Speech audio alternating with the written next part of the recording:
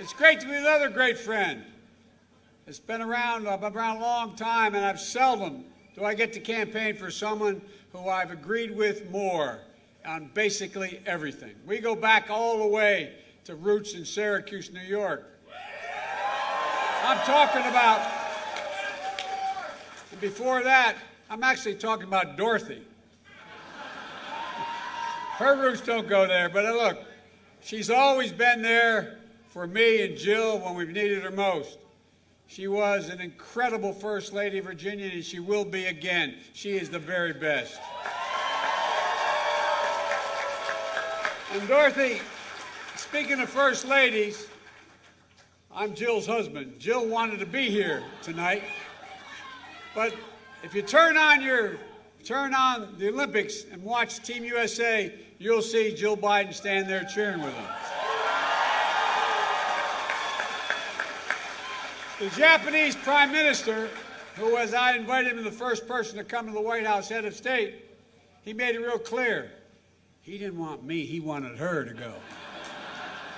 He is a man of incredible judgment. Look, folks, now, of course, it's great to be with my friend and your once and future governor, Terry McAuliffe.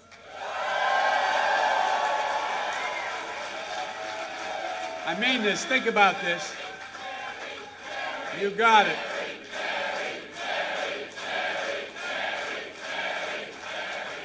You're not going to find anyone, I mean anyone, who knows how to get more done for Virginia than Terry. That's a fact. You don't have to wonder what kind of governor Terry will be. You know what kind of governor he was and what kind of governor he'll be again.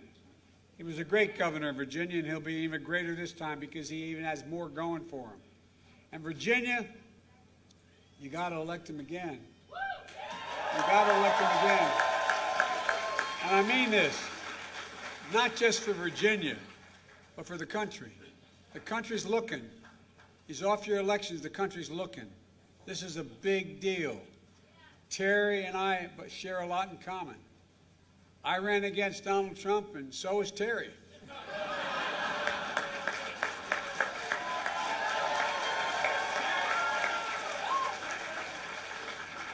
And I whipped Donald Trump in Virginia, and so will Terry.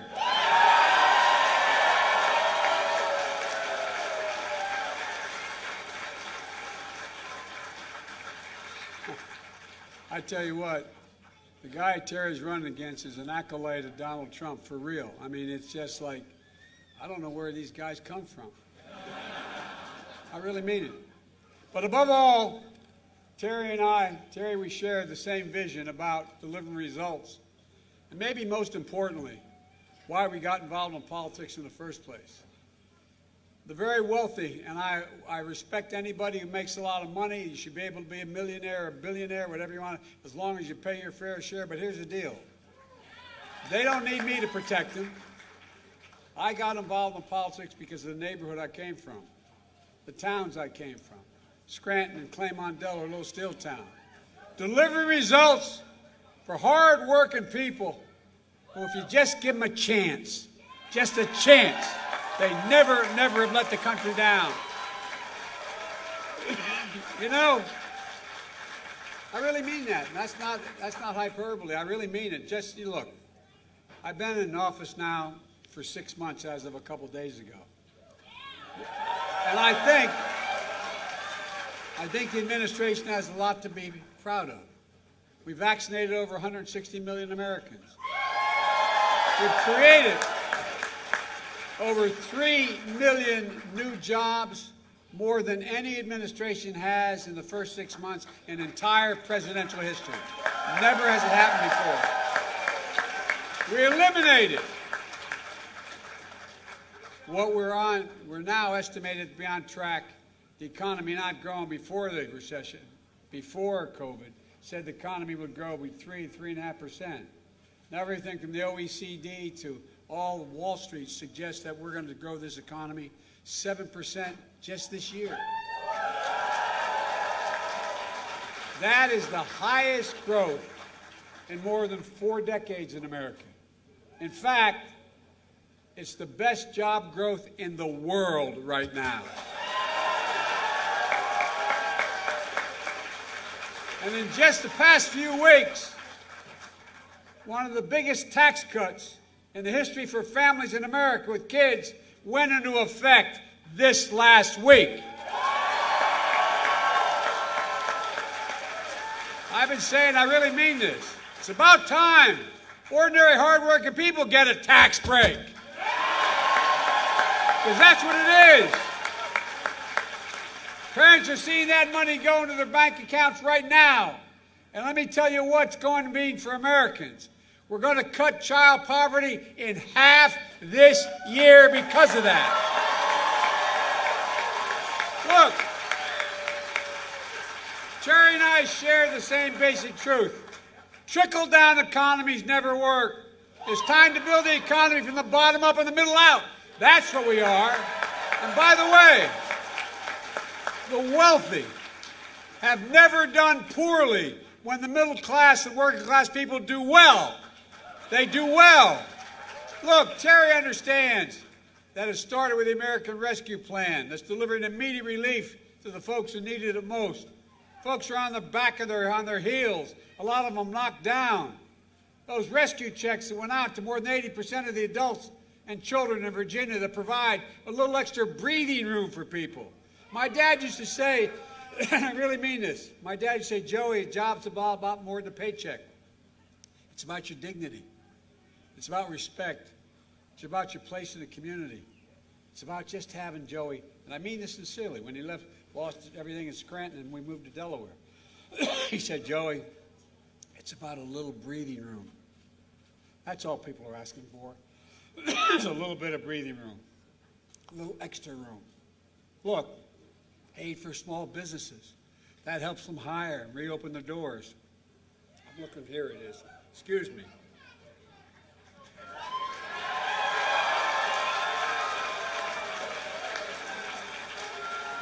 Aid to cities and counties to keep their police officers and firefighters and first responders on the job, educators on the job. The American Rescue Plan lowered health insurance premiums for those buying into the Affordable Care Act by 40% on average, saving people $600 a year. And Terry knows the work continues, that health care should be a right, just not a privilege, folks.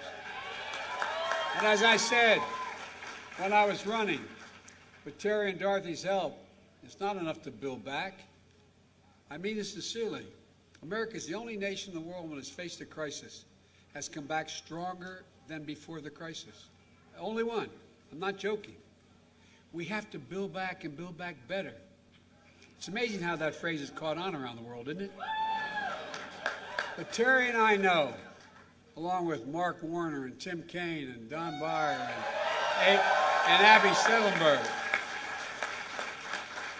who are working on this in Congress, it means modernizing our physical infrastructure. Folks, we used to invest more than any country in the world in research and development. And we had the #1 infrastructure in the world, the best roads, highways, airports, ports. Infrastructure about rebuilding roads and bridges, replacing lead pipes that are poisoning our kids in the water system, delivering high-speed internet to every single Virginian, rural and urban. Making sure, buy American, so when we invest in the jobs, when we purchase all this, that American workers are doing the work. It's not that complicated. It really isn't if you fight for it.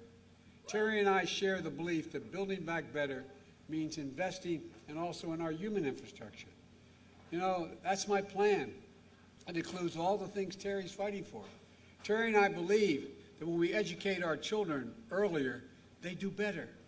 They do better. No, by the way, no matter what background they come from, all the studies of the great universities in this state and others have, in the last 8 years, have pointed out that if a kid goes to not daycare but preschool, beginning at age 3, they increase by 58% the possibility of going all the way through school and on to community college.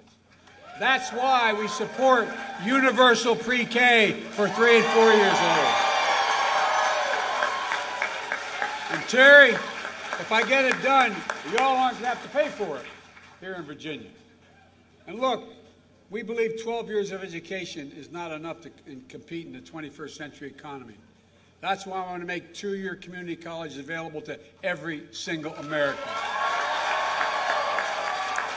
And we can afford to do this.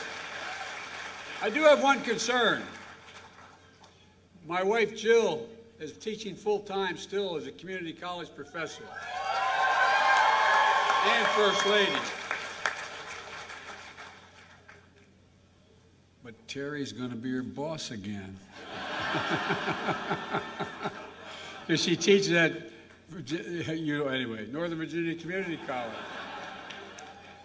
And by the way, Terry, since the time she started working there, she's never stopped teaching. When we got elected, she thought that she was going to continue to teach. She thought I might object. I strongly supported it.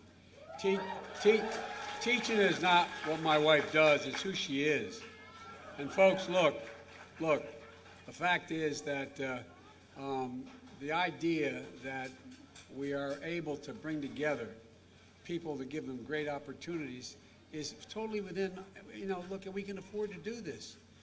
We can afford to do this if the very wealthy just start paying their fair share just a little bit. Terry and I know how hard the pandemic has been on working families, especially women. About 2 million women are still unable to go back into the workforce during this pandemic due to things like not being able to afford child care. Look, when I got elected to the United States Senate, I was 29 years old. Between the time I got elected and before I was sworn in, there was an automobile accident. My wife and daughter were killed. And my 2 boys almost died. And by the way, I thank all firefighters, because it took the jaws of life 3 hours to get them out from on top of their dead mom and dead sister. You saved their lives. And I needed help. I was a senator making $42,000 a year. I could no longer afford daycare and someone to take care of my kids, then fly. And thank God I have a sister who's my best friend, who she and her husband, without my asking, moved in and helped me raise my kids, my mom and my brother as well. I got lucky. But look, the idea as a single mom or a single dad working and having young children, it's awful hard. That's why Terry and I want to expand paid leave and child care in this country.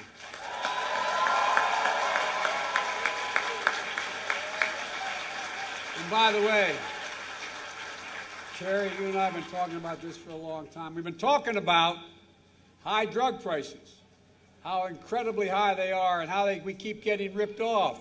You know, we pay more for drugs than any major country in the world. But here's the deal. There's a way to do it. Let Medicare negotiate drug prices. And guess what? All the prices are going to come down. And it will pay for itself. I promise you I'm going to get that done.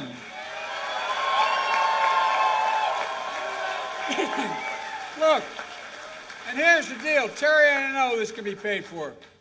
Look, we support asking the wealthiest 1% who got that $2 trillion tax cut that, in fact, not a single penny was paid for, the so-called Trump tax cut. And guess what? Just begin to pay their fair share. Corporate America. I come from the corporate capital of the world. More corporations are, in fact, registered in Delaware than every other state in the union combined. I got elected 36 years there because I was honest with them. Look, right today, 50 of the biggest corporations in America, of the Fortune 500, 50 of them don't pay, and this is not exaggeration, check it out, not a single solitary penny in federal taxes, not one. And they made over 40, no, but I'm not doing this to get that right. I just want to make it clear to you. Here's the deal. They made over $40 billion. If they just paid a minimum tax of 15%, they'd raise the dollars all we need to do all this education we're talking about here. Look, you know, when I was vice president, the president asked me to check out what the major corporations needed the most. along with the Secretary of Commerce, we interviewed 300, and I think it was 56, could have been 46, but over 350 CEOs of major corporations. You know what they all said? I need a better educated workforce. Well, guess what? They're not spending any money to educate the workforce. But if we want to make sure America succeeds and runs the world again, economically runs it, meaning being the most powerful economy in the world, we should make sure that they have a chance. These millionaires and billionaires. I'm not one of these guys that say you shouldn't be able to be a millionaire or billionaire. But just pay your fair share. Look, all told, experts from the World Bank, to outfits like Wall Street, and on Wall Street like Moody's, estimate that my plan will grow the economy and create 2 million more jobs over the 16 million they said in 10 years we create. Good paying jobs. Good paying jobs. A significant amount of these jobs will pay the prevailing wage of 30, 40, 50 bucks an hour. 90% of the jobs in our infrastructure plan go to people without a college degree. Folks, we're proposing a blue-collar blueprint to rebuild America. A once-in-a-generation investment in American jobs and families that's going to position us to win the competition of the 21st century. But we've got to get it done.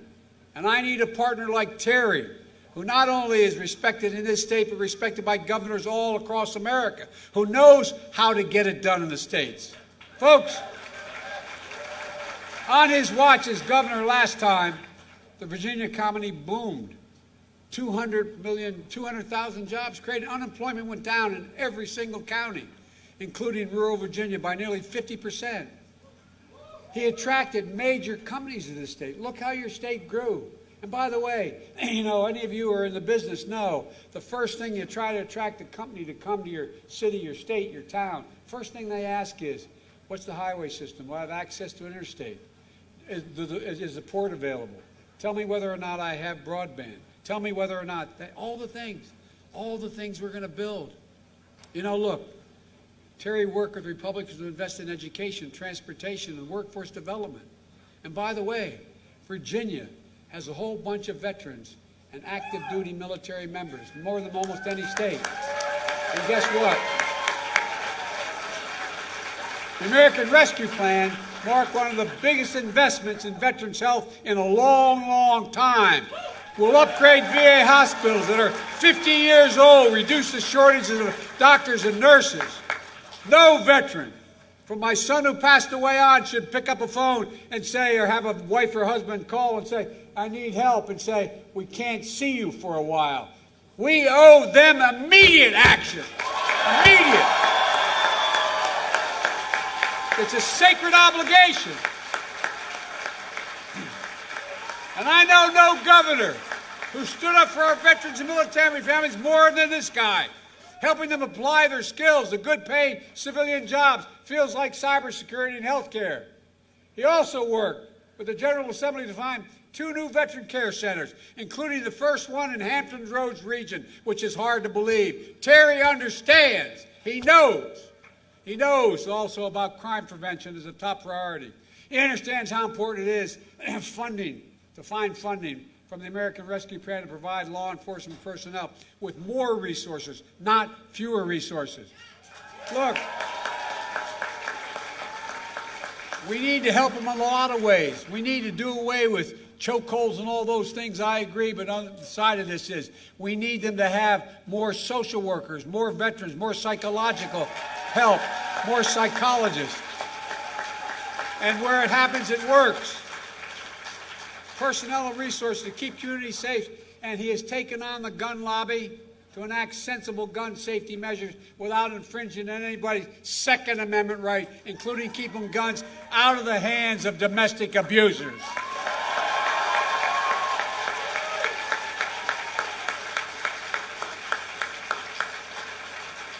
Here's what else. Terry's going to guarantee he's going to move to get a $15 minimum wage. Think about it, folks. Just think about it. And maybe some of you, maybe you know people. Anybody working 40 hours a week making less than $15 an hour is in fact living in poverty as defined by poverty in America. It should not happen, period. Period.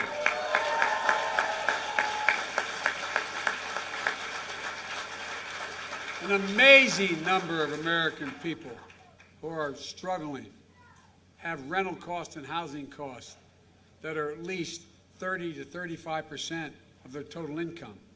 How do you do that? How do you make it, especially if you have a child? Look, folks, housing that's affordable to everybody is going to be in this plan. And like me, when Terry thinks about the climate crisis, he thinks three things: jobs, jobs, jobs.